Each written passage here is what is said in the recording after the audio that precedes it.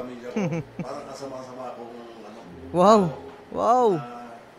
Hindi naman mangyayari yun kung hindi ako talaga dumipensa lang din. Wow, dumipensa! Pusang galabike lang yung hawak nun. Siya ako kayo na. Patutok mo na siya ng baril. Unless na gusto mo isali nung nag-post ng video na siya ako kayo na. Patutok mo na siya ng baril. Hindi, pero...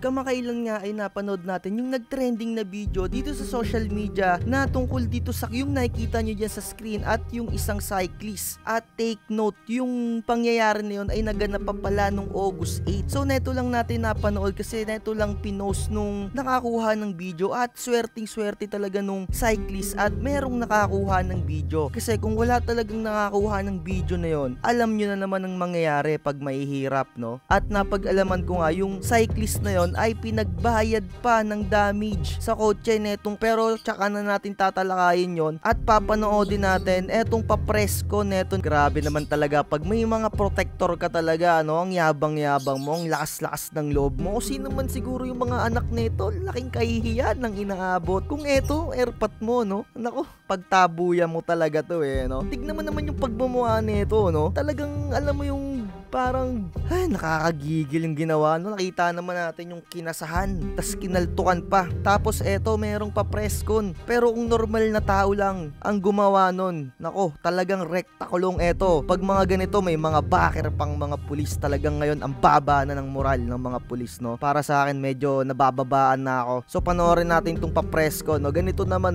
ganito naman talaga ang mangyayari. May mga papreskon kapag may kaya, may mga backer. So panoorin natin itong video na to ay galing nga pala sa CNN. Ngayon ko lang napanood to So naging maayos po po?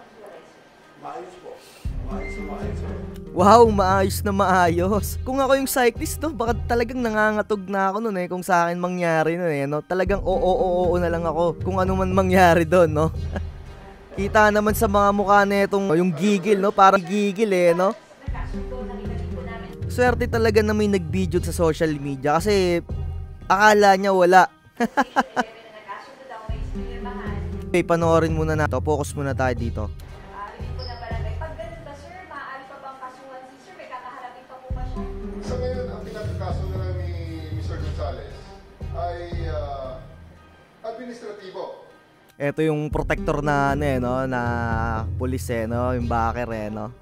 Malaki ang probability at ito sa tingin ko sigurado na iimbestigahan ng May spokesperson. Pulis pa, tagapagsalita. FEO ang kanyang LTAP. I-review ng FEO ang kanyang license to own process. Hindi niya maiwasan yun. Ay, problema niya na yan, sagutin niya naman sa FEO kung ano magiging ato ng FEO sa kanya. Kung i-revoke ba, i-cancel ang kanyang LTAP. Pero sa ngayon, nakita naman natin, sinabi niya na rin na anong oras ninyo, pinag-isipan niya kung gusto niya pang humawak ng baril. Iniwan niya na yung baril dun sa police station. Hawak natin lang ito ng baril ngayon, nasa yung baril. Hawak na ating nandiyan ang baril ngayon. Inayin mo lang, inayin. Hawak mo lang doon. Kaya ang baril natin, ang baril ni Mr. Gonzales. Okay, so, Glock, back 17. So, kaya, nasa custody natin. Pinag-iisipan niya ngayon kung yan ba surrender din sa gobyerno or gusto niya pang magkaroon yan. Hindi, kasi gusto niya ang papel. Sa ngayon naman, wala pa namang ginagawa na investigasyon ng FEO.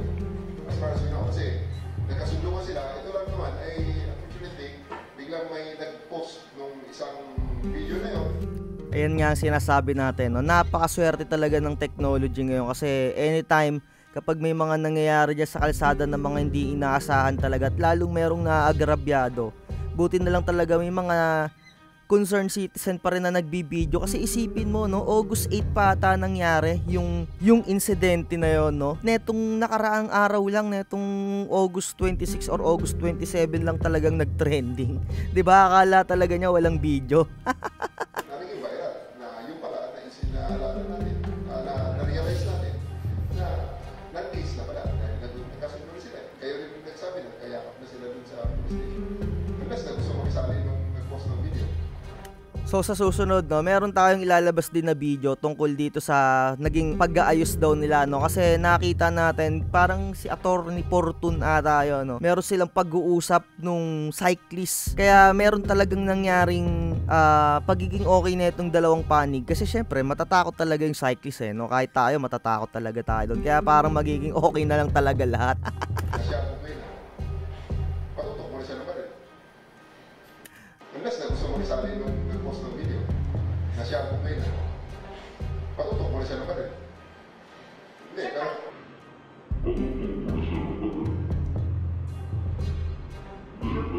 Si Raul rin tong pulis na to nakakagigil talaga yung mga ganito no. Sana makuha natin yung death note no. Lista na lang natin yung pangalan nitong mga to Patawa-tawa lang no. Kala mo umupo sa isang tabi tapos nagkakape no. Tapos kwentuhang barbero. Sir, para mas maintindihan po ng publiko, maaari pa po ba magkasulit si Lisa kahit po nagkaayos na sila? Nasa kanya yan. Nasa kanya. Lahat naman ay pwede. Ang tanong na doon is mapapatay yung pugas sa korte kung nagkasundo na kayo. Yan lang naman ang iba. Maray. Sa ngayon, ang police ay... Actually, tinatawagan ko Tinatawagan ko yung tao kasi nandun sa kasunduan ng kanyang cellphone number. Tenext ko rin siya, hindi ko siya sumasagot. And I really respect ang kanyang desisyon kung siya ay ayaw na magsalita. Siyempre, paano magsasalita yun? Siyempre, matatakot din yun, lalo na ngayon din nag-trending. Choice niya. This is a personal right. We need somebody to act as a complainant kung gusto natin i-fight ang threats na yan. It can be a light threat, it can be a great threat. Depende na ngayon yan sa pagalingan ng mga ulan. Pero sa ngayon, dahil wala na nagpo-complain. Sa mga tao dyan sa buong mundo, no, pag nakita nyo yung death note, sulat nyo agad yung mga pangalan nito. Wala tayong kaso mahawakan dito. Sir, yung pagkakasundo nila, matapos agad ang incident. Yeah, I think it happened on August 8 ng 6. Ang kasunduan is mga nasa 8 p.m. na. So, bago na. Grabe, no? Gabi. Ili? Ano ang masasabi mo? Yung trabaho ko po, dati at sa ngayon, wala pong kinalaman sa kaso po ito. Sa pag-usapin po ito. Session na po kayo. Malas mo na, videoan ka. Hindi ko po matasagot sa kayo po yan. Pinaka-bottom line siguro. Okay? Maraming salamat po. Yung LTO po may message din sila, may patatawag din po ata. Kayo po ba yung sisipot? Hindi ko pa po kasi nakikita yung patawag nila po. Sir, yun na lang, may mensahe po ba kayo sa publiko kasi kayo ngayon yung parang nagiging opo. Ang pakiusap ko lang po sana, kasi masyado na po tayo sa social media ngayon. Sana yung mga vloggers, sana maging responsable sila. Hindi nila alam ang punot-dulo. Marami kaagad magko-comment. Wow! Wow naman! Marami kagad nagko-comment. Pusang gala, kinasaha mo ba naman ng baril kahit anong gawin mo? Bike lang yung hawak nun. Ikaw kinasaha mo agad ng baril? Oh, bait-baitan. No, yun, no, no. Yung umpisa. Ay, wow, yung umpisa. Mula sa ganung lugar, malayo, mahirap po yun. Wow. Yun lang po masasabi ko, sana maging responsable po tayo na vloggers. Swerte talaga at na-videoan talaga yung pangyayari na yun. Kung sino man yung original na nag-upload nun, mabuhay ka hanggat gusto mo. Ang gigigil yung ngipin Ang gigil Kaya may important na lang po kasi siya yung isa sa mga talagang nag-push po dito na nag-post. Ay, pwede siya mag-file ng complaint. Wala namang problema. Kahit sino naman pwede mag-file ng complaint It's always... This is a free country, okay? So, ang lahat ng interesado, yung tinatawag na cycling community, kung gusto mag-file ng complaint, file ng complaint. I think, gusto nyo... Solid talaga pag may mga ganito, no? Sana all. May spokesperson na police. Quality. Kaya natin na-address ito sa press con kasi ang kaso ngayon is... Presscon. Sana umabot to sa Senado, no? Ito yung mga one of the topic na mapag-usapan din sa Senado, no? Pero parang malabo to. Siyempre, tatakipan tong mga to This is always in the Court of Public Opinion. So, minabuti siguro ni Mr. Gonzales na i-address din sa Court of Public Opinion. So, kaya lalong bumababa yung mga moral ng pulis, no? Kaya, ay, nako. yun na nga, may statement na siya. Kanya naman, kung gusto nyo ng kopya, bibigyan mo ng copy. Copy ka. Statement mo? Pwede po, General. Magbibigay siya ng written statement. So, Sana all. May protector na general, no? Spokesperson Kawawa pa. naman yung mga anak ko. Kawawa yung mga kapamilya ko. Parang kasama-sama ako. Ano, Wow! Wow!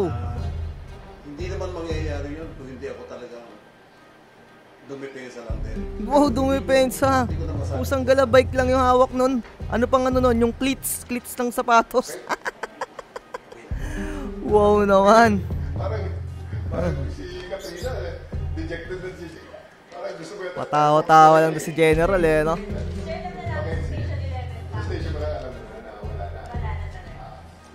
Okay? Gusto lang talaga makuha siya para Sana all. Si Boy. Gusto naghanap ng dugo to si Isip eh. Kaya ladies and gentlemen, for coming, ating parang naman sa iyo. Yung mahirap sa akin. Yan na nga, tuloy na. Maraming salamat sa inyo. Salamat, sir. Sir, sino po nito mismo dati? Salamat. Karado ka na kay mga katigit ko talaga. Okay. Sige sir, thank you. So dito na natapos yung video na to, no.